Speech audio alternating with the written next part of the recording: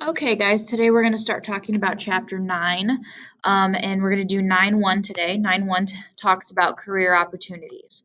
So we're going to be talking about careers, we're going to be talking about what an informational interview is, and mobility here today. So with career planning, we have to start and we talk about careers and occupations. Okay, so first, an occupation is a task or series of tasks that is performed to provide a good or service. A career is a goal for work that is fulfilled through an occupation or a series of occupations. So you actually have a kind of career goal now, and that can be to complete your schooling and to get ready for your future. A career planning is a process, um, and includes lots of different steps, which we'll go over here in a little bit. And that is it includes assessing yourself in terms of careers, making decisions about your future, kind of figuring out what you would be good at and things that you would like to do.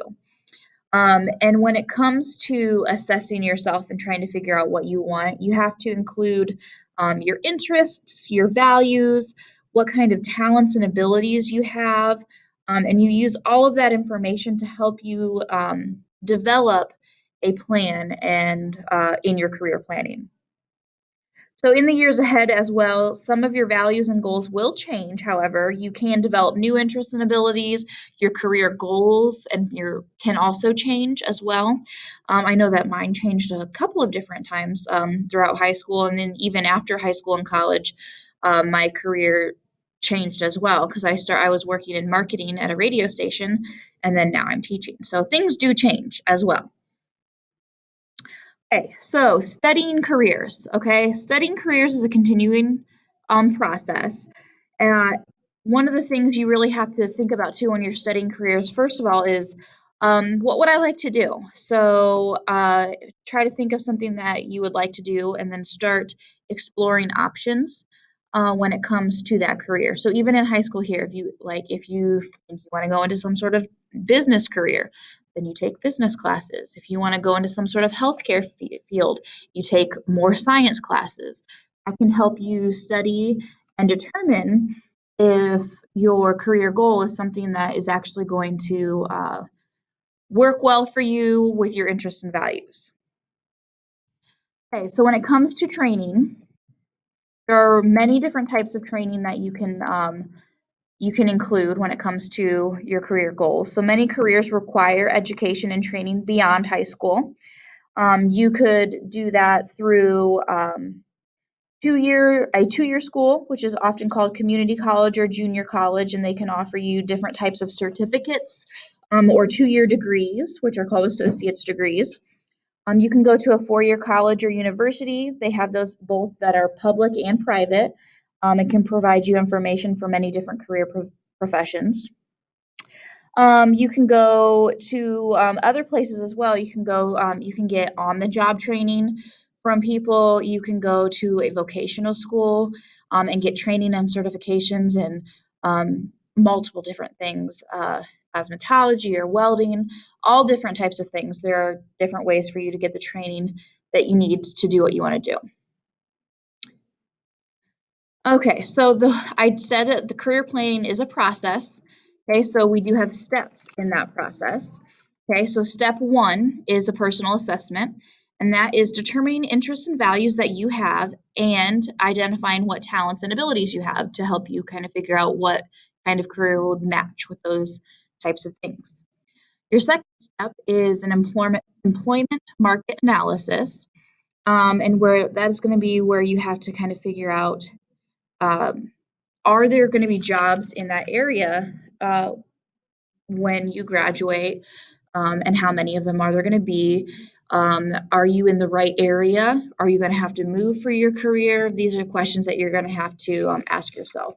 Geographical influences, for example, if you want to work on large boats, then you're going to need to be near water, obviously.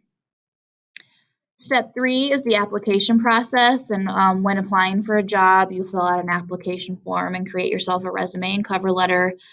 Some of you may have already filled out application forms if you already have a job.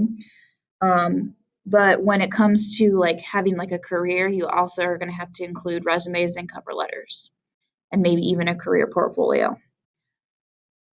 Step 4 is the interview process, and you can prepare for interview by practicing questions or gathering up examples of your work that you can take with you to help show why you would be good for whatever job it is that you're interviewing for.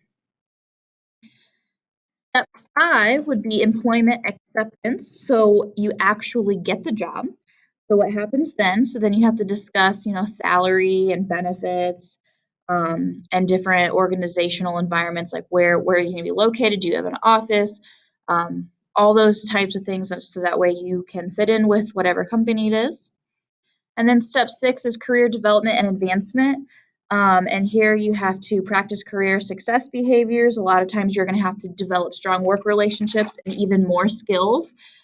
Even as a teacher, I have to continuously update and go to different trainings so that way I can keep my teaching license. So that way you're constantly learning. And there's a lot of jobs like that. Accounting, if you get your CPA, you have to renew your CPA license every so often and do continual studies for those types of things.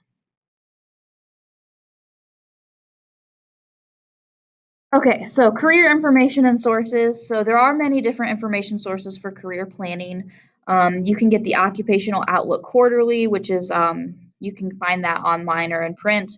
The Occupational Outlook Handbook, Career World is a magazine, and these types of things are going to give you information on job trends. Is it increasing? Are they going to be looking for more people in those types of careers? And that can help you determine to like uh, will there be a job for me when I'm finished with my training.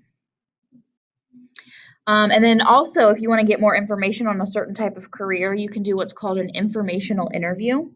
An informational interview is a planned discussion with a worker who is willing to help you find out about the work that a person does, the preparation needed for the career, and the person's feelings about the career. So if you want to be a CPA, then you go down and you sit with a CPA and you ask them questions about their job and what things that you should be doing now to help prepare you for that job.